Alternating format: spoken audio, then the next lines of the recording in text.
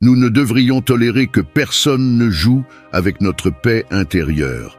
Promesses brisées, humiliations déguisées en blagues, menaces d'abandon comme méthode de contrôle et attitudes visant à manipuler nos pensées et nos émotions. Ces comportements ne sont pas seulement des signes d'une relation endommagée, mais une façon de voler notre estime de soi et notre liberté personnelle. Si nous permettons à de telles attitudes de persister, nous risquons de vivre une vie limitée, piégés dans des dynamiques destructrices qui nous empêchent de grandir et d'être qui nous sommes vraiment. Il est temps de rompre ce cycle. Personne n'a le droit d'envahir notre espace, d'essayer de nous contrôler ou de réduire notre valeur à l'expression minimale. Les relations doivent être basées sur le respect mutuel, la liberté et l'authenticité. Établir des limites saines n'est pas seulement une façon de nous protéger, mais une nécessité pour préserver notre intégrité émotionnelle. Cette vidéo ne vous aidera pas seulement à identifier les comportements toxiques, mais elle vous fournira les outils pour les affronter, défendre votre bien-être émotionnel et vous entourer uniquement de personnes qui vous poussent vers l'avant. Parce que votre paix, votre estime de soi et votre liberté sont la seule chose qui vous appartient vraiment, et il est temps de mettre en place tout ce qui les menace. Si vous pensez ainsi, alors commençons par le premier comportement toxique que vous ne devriez pas tolérer des gens. 1. Faire des promesses que vous savez que vous ne tiendrez pas. Les promesses ont un pouvoir significatif dans tout type de relation. Elles nous donnent de l'espoir, nous permettent de faire confiance et, le plus important, créent des attentes. Quand quelqu'un nous fait une promesse, nous lui donnons une partie de notre confiance, en espérant que cette parole sera tenue. Cependant, il y a des personnes qui font des promesses vides, des promesses qu'elles savent dès le début qu'elles ne pourront pas tenir. Ce comportement ne démontre pas seulement un manque d'honnêteté, mais reflète aussi un manque de respect envers nos sentiments et notre confiance. Les promesses non tenues érodent notre relation avec l'autre personne, car avec le temps, nous apprenons que ces paroles n'ont pas de valeur. Quand une personne fait des promesses qu'elle sait qu'elle ne tiendra pas, elle manipule nos attentes. Ce comportement est une forme de contrôle émotionnel qui peut avoir des conséquences dévastatrices. Chaque fois qu'une promesse est brisée, notre confiance s'affaiblit et, le pire de tout, nous commençons à nous remettre en question. Nous nous demandons si ce que nous avons demandé était trop, si nous demandions trop à l'autre personne, alors qu'en réalité, c'est l'autre personne qui a échoué. Ce schéma peut générer un sentiment d'insécurité en nous, car nous commençons à attendre le pire au lieu du meilleur, ce qui diminue notre capacité à croire en les autres. À long terme, ce manque de respect crée une relation déséquilibrée, où l'un des membres assume la responsabilité des promesses et l'autre se décharge de ses engagements. C'est une forme de manipulation qui affecte notre estime de soi, car elle nous conduit à internaliser que nous ne sommes pas dignes d'être traités avec respect. Nous pouvons même tomber dans le piège de continuer à justifier le comportement de l'autre personne, en rationalisant que les circonstances ne le permettaient pas, ou qu'il y a une bonne raison pour que la promesse ne soit pas tenue. Cependant, cette justification ne fait que perpétuer le cycle de méfiance et de douleur. Il est important de reconnaître que les promesses sont plus que de simples mots.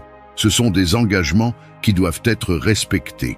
Si une personne fait des promesses qu'elle n'a pas l'intention de tenir, elle fait preuve d'un manque de considération pour notre paix intérieure. Cela peut être dévastateur si nous permettons que cela se produise à plusieurs reprises, car cela nous fait sentir que notre confiance n'a pas de valeur, que nos attentes sont irréalistes ou que notre bien-être émotionnel n'est pas important. C'est pourquoi nous devons apprendre à établir des limites claires lorsque nous détectons ce comportement.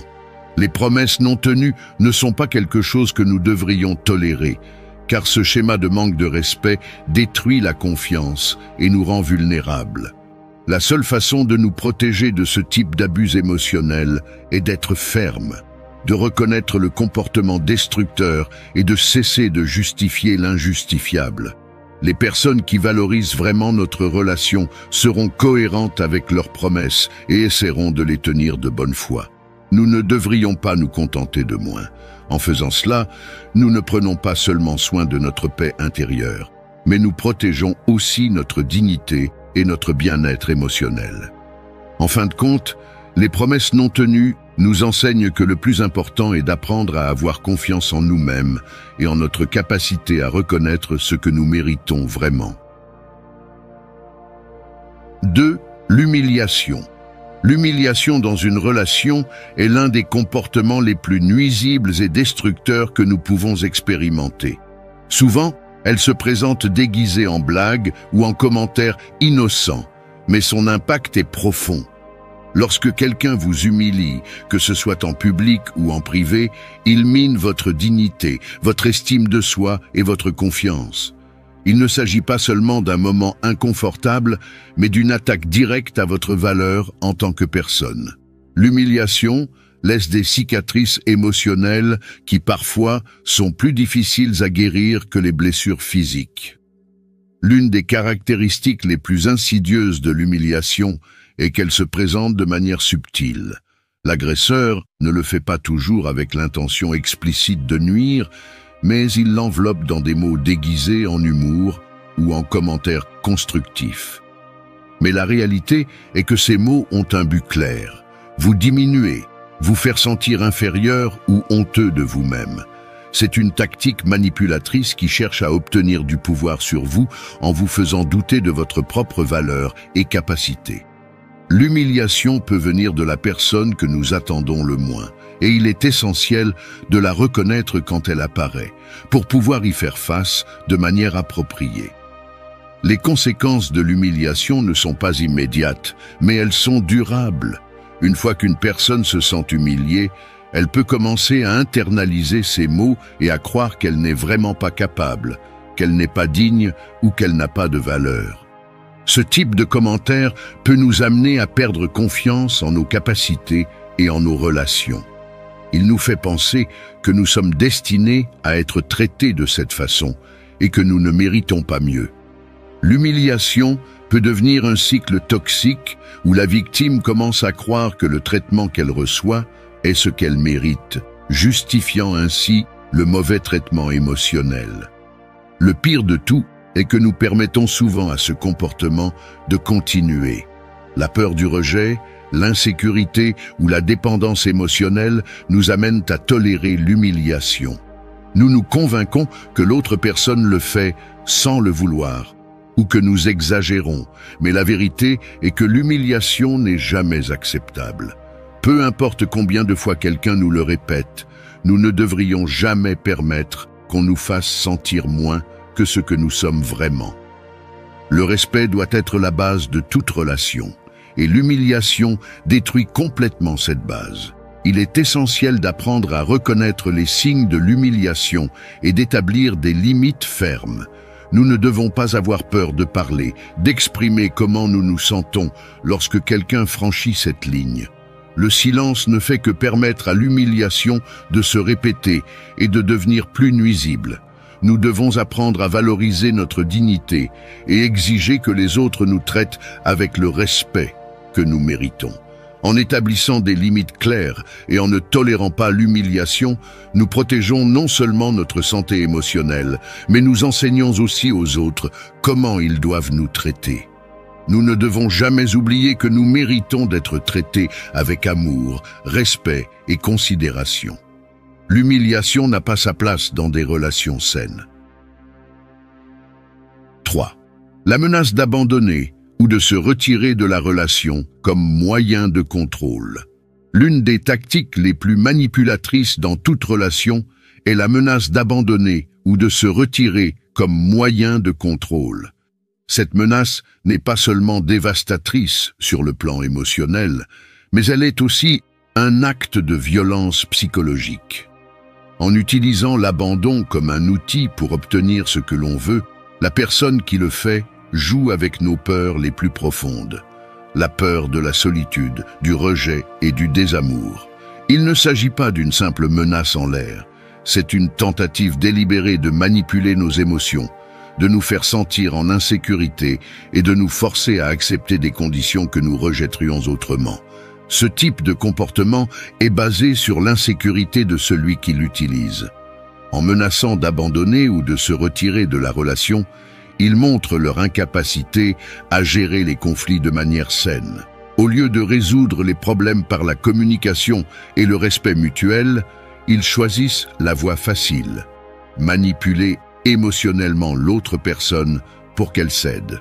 Cette menace n'est pas seulement une tentative d'obtenir quelque chose, mais une façon d'imposer le contrôle et la domination sur l'autre personne. La constante sensation que quelqu'un pourrait partir à tout moment crée un environnement d'anxiété et de désespoir qui nous met dans une position constante de vulnérabilité. Le plus insidieux de cette menace est qu'elle ne concerne souvent pas une discussion sur les problèmes réels de la relation. Elle est utilisée comme un chantage émotionnel qui détourne l'attention des vrais problèmes. Au lieu de se concentrer sur ce qui compte vraiment, le respect, la confiance et la communication, l'accent est mis sur la menace de séparation, créant une dynamique de pouvoir dans laquelle l'un des deux se sent toujours comme s'il marchait sur des œufs. Ce type de contrôle émotionnel peut amener la victime à se comporter de manière non authentique, juste pour éviter l'abandon, ce qui peut créer une grande confusion et désespoir à long terme.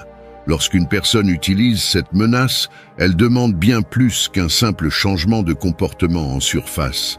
Elle exige que l'autre personne se soumette à ses désirs pour éviter le châtiment de l'abandon. Cela peut amener la victime à se sentir impuissante dans la relation, à penser que son bien-être dépend entièrement de ce que l'autre décide de faire. Le sentiment d'être constamment au bord de la perte de cette personne peut créer une dépendance émotionnelle malsaine, où la relation est priorisée au détriment de sa propre santé mentale. La première étape pour faire face à ce type de manipulation est de reconnaître que personne n'a le droit d'utiliser notre vulnérabilité comme un outil de contrôle. L'amour et le respect ne doivent pas être conditionnés par des menaces d'abandon. Si une relation est basée sur l'insécurité et le chantage émotionnel, il est essentiel de réévaluer sa viabilité.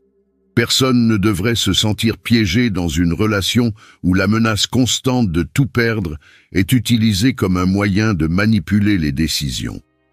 La clé ici est de comprendre que nous méritons des relations qui nous renforcent et non qui nous détruisent émotionnellement.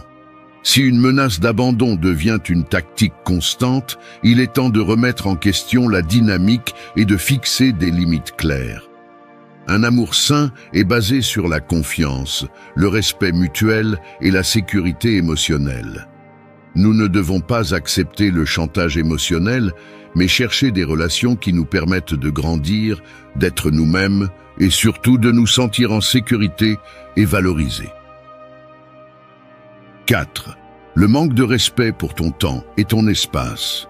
Le respect de notre temps et de notre espace est l'un des piliers fondamentaux de toute relation saine.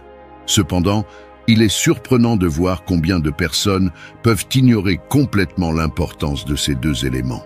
Lorsque quelqu'un ne respecte pas ton temps ou ton espace, il envoie un message clair. Ton bien-être et tes besoins ne sont pas une priorité. Ce comportement non seulement est égoïste, mais il met aussi en danger l'équilibre émotionnel et psychologique de celui qui le subit. Il est essentiel de reconnaître que nous méritons d'être traités avec considération et que le temps et l'espace personnel sont des ressources précieuses qui ne doivent pas être gaspillées ou piétinées par les autres. Le manque de respect pour le temps se manifeste de différentes façons. Depuis l'arrivée tardive récurrente à nos rendez-vous, jusqu'à l'interruption constante de nos plans pour mettre en premier les besoins des autres. Ce comportement reflète un manque d'appréciation pour ce que nous avons prévu ou ce que nous faisons à ce moment-là.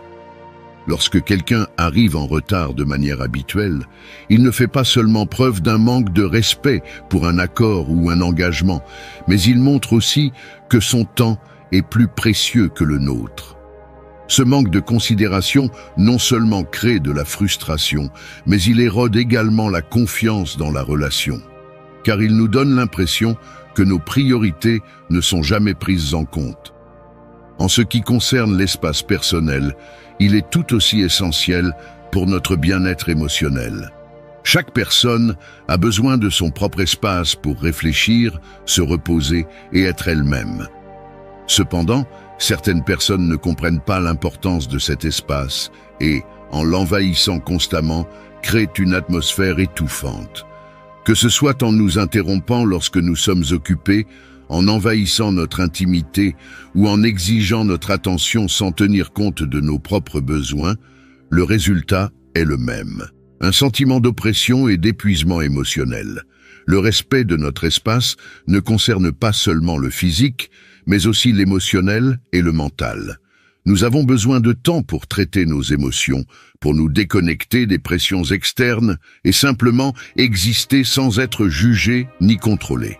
Lorsque nous nous trouvons dans une relation où nos besoins de temps et d'espace ne sont pas respectés, nous commençons à ressentir une sensation constante d'épuisement. Le manque de respect pour notre temps nous donne l'impression que notre agenda et nos priorités n'ont pas d'importance, tandis que l'invasion de notre espace personnel nous prive de l'opportunité de nous reconnecter avec nous-mêmes. Ce déséquilibre peut générer du ressentiment, de l'anxiété et une déconnexion émotionnelle croissante avec la personne qui ne respecte pas ses limites fondamentales. Il est crucial d'apprendre à établir des limites claires et fermes en ce qui concerne le respect de notre temps et de notre espace. Nous ne devons pas nous sentir coupables de vouloir avoir du temps pour nous-mêmes, ni de mettre nos besoins en premier lorsque c'est nécessaire. En le faisant, nous prenons soin de notre santé mentale et émotionnelle et nous nous assurons que nos relations sont basées sur le respect mutuel. Si quelqu'un ne peut pas comprendre que le temps et l'espace sont essentiels pour notre bien-être, cette relation peut être sur une voie destructrice. Apprendre à dire non lorsque l'on nous demande plus que ce que nous pouvons. 5. La comparaison constante avec les autres. La comparaison constante avec d'autres personnes est une tactique destructrice qui passe souvent inaperçue dans nos relations. Cependant, son impact peut être dévastateur pour l'estime de soi et le bien-être émotionnel.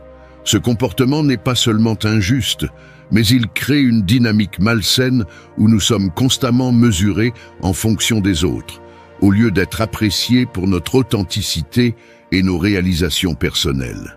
Le besoin de comparer quelqu'un à d'autres peut provenir d'insécurité, de jalousie ou du désir d'imposer un standard impossible à atteindre, mais le résultat est toujours le même, une usure émotionnelle profonde. Lorsque quelqu'un nous compare constamment à d'autres personnes, cela nous fait sentir comme si nous n'étions pas suffisants. Peu importe à quel point nous faisons bien les choses dans notre vie, il y aura toujours une nouvelle comparaison qui nous fait nous sentir inférieurs. Cette dynamique de comparaison peut englober différents aspects de la vie, de l'apparence physique au succès professionnel, voire à nos relations personnelles. Le problème n'est pas seulement que cette comparaison est injuste, mais c'est une forme de manipulation émotionnelle qui mine notre confiance en soi et notre estime de soi. La comparaison constante avec d'autres crée une pression externe qui est difficile à supporter. Elle nous oblige à vivre selon un standard qui n'est pas le nôtre, mais celui d'une autre personne, ce qui nous empêche de nous développer en tant qu'individus.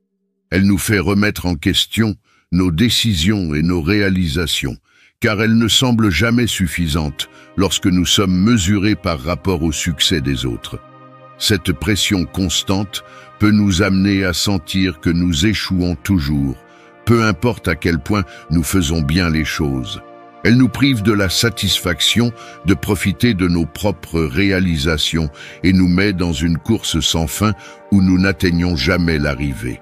De plus, la comparaison constante peut affecter nos relations avec les autres. Lorsque nous nous sentons constamment comparés à d'autres personnes, nous devenons plus compétitifs et jaloux, ce qui peut engendrer du ressentiment. Au lieu de profiter des relations que nous avons, nous sommes pris dans le besoin de nous mesurer aux autres.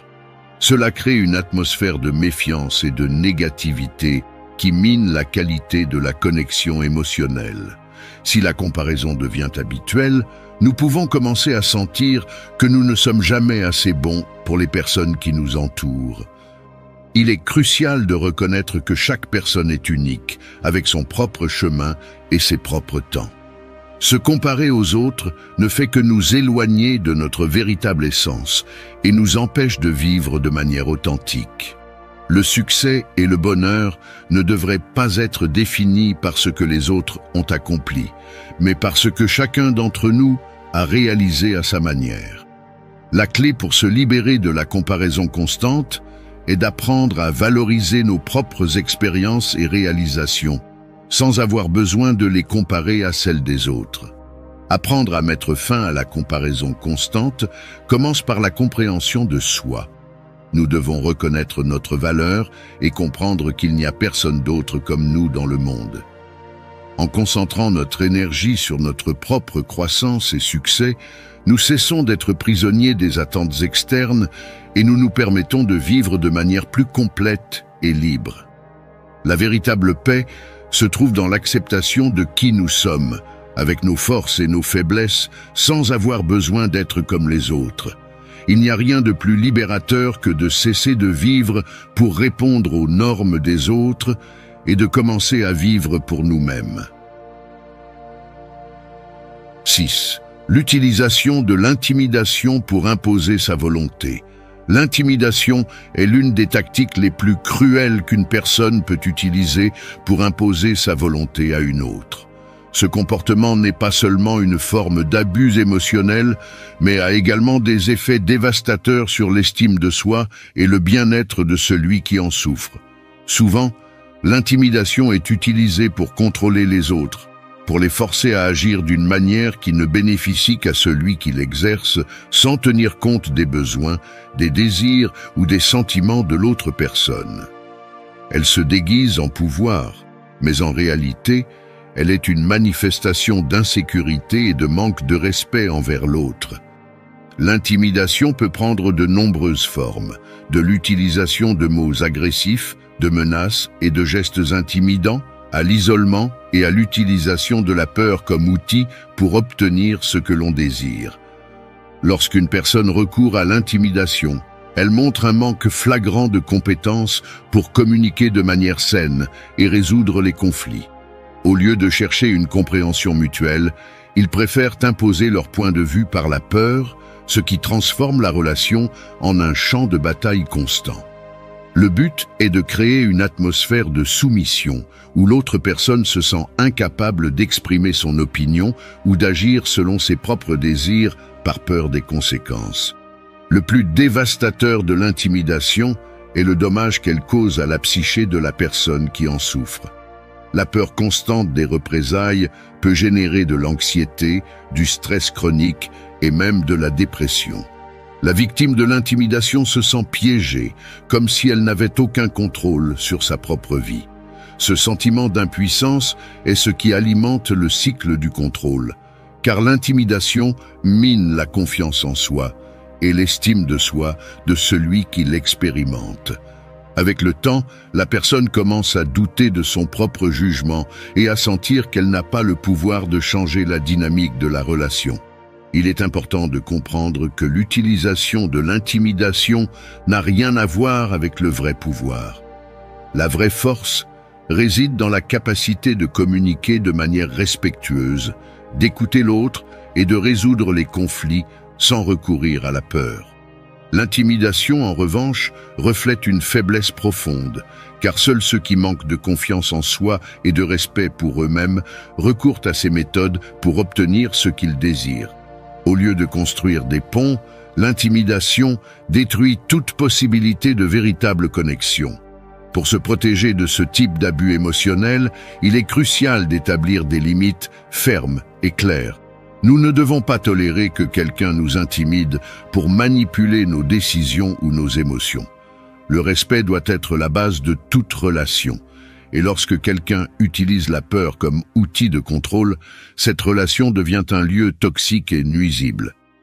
En reconnaissant les signes de l'intimidation, nous pouvons apprendre à nous défendre de manière assertive, sans tomber dans le jeu de la peur. La confiance en soi est la clé pour ne pas succomber à ces tactiques, car ce n'est que lorsque nous nous sentons sûrs de qui nous sommes que nous pouvons faire face aux tentatives de contrôle des autres. Le véritable pouvoir réside dans notre capacité à être ferme, mais aussi gentil. Si une personne tente de nous intimider, nous devons rester fermes dans nos convictions et ne pas permettre que ces menaces affectent notre paix intérieure. Personne n'a le droit de nous imposer sa volonté par la peur, et nous devons nous rappeler que nous avons le contrôle de nos propres vies. 7. La manipulation par le victimisme. La manipulation par le victimisme est une tactique qui déforme la réalité et joue avec les émotions d'autrui pour obtenir le contrôle. Celui qui utilise cette stratégie se présente constamment comme une victime, quelles que soient les circonstances, dans le but de gagner de la sympathie et de manipuler les autres en sa faveur.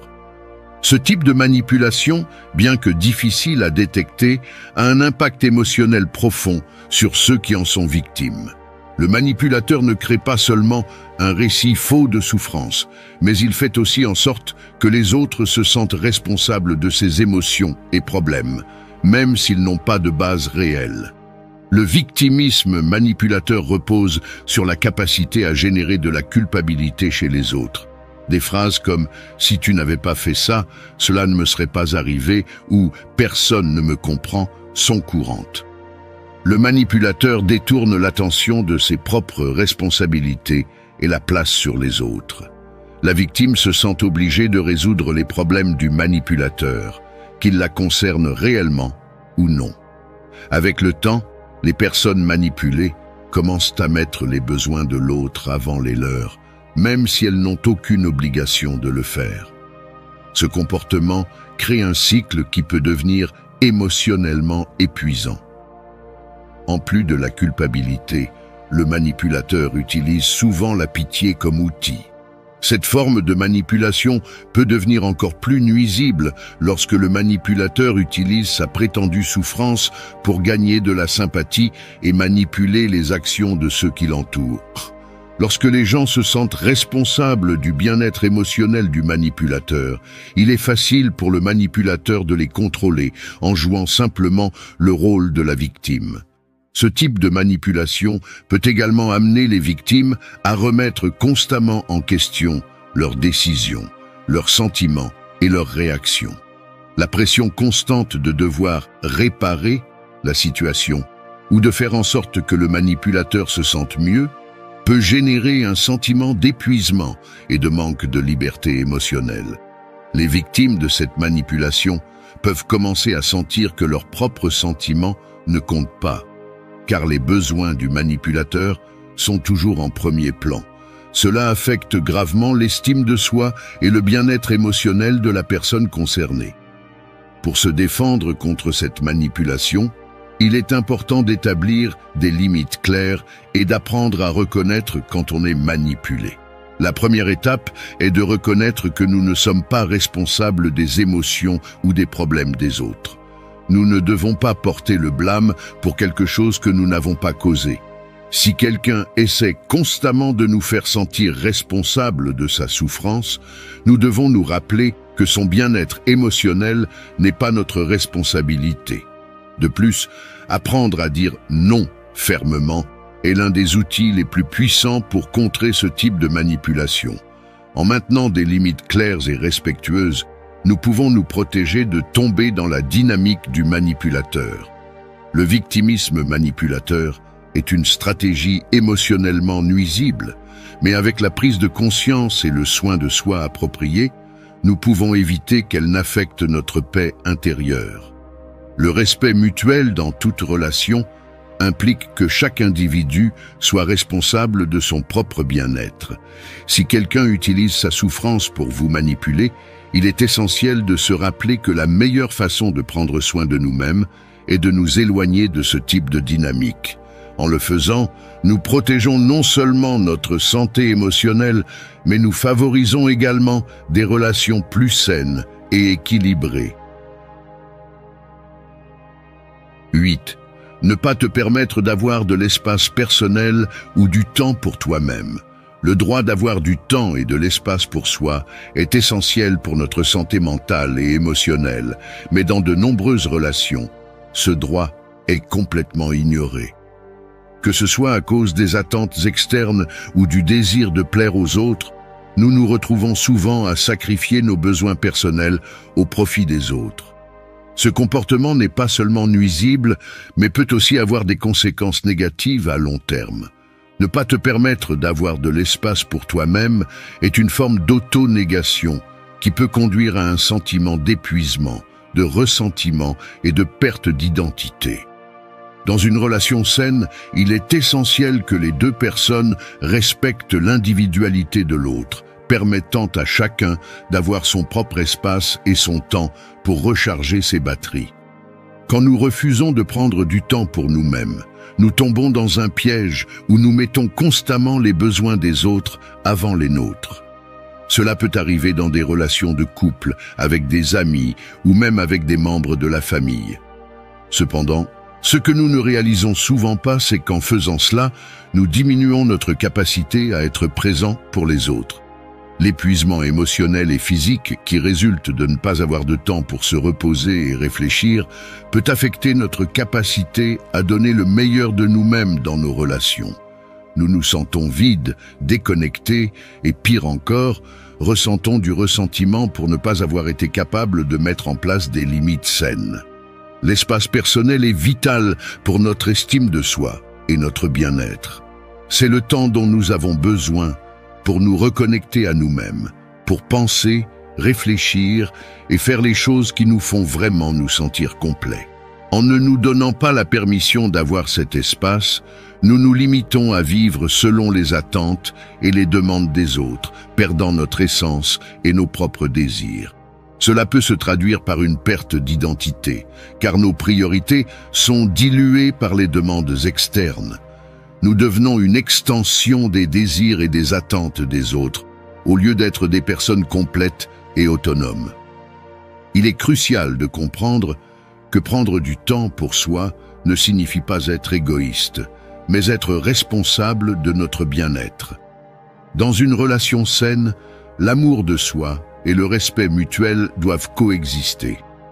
Il ne s'agit pas de s'isoler complètement des personnes que nous aimons, mais de trouver l'équilibre qui nous permet de prendre soin de notre santé mentale et émotionnelle sans nous sentir coupables de le faire.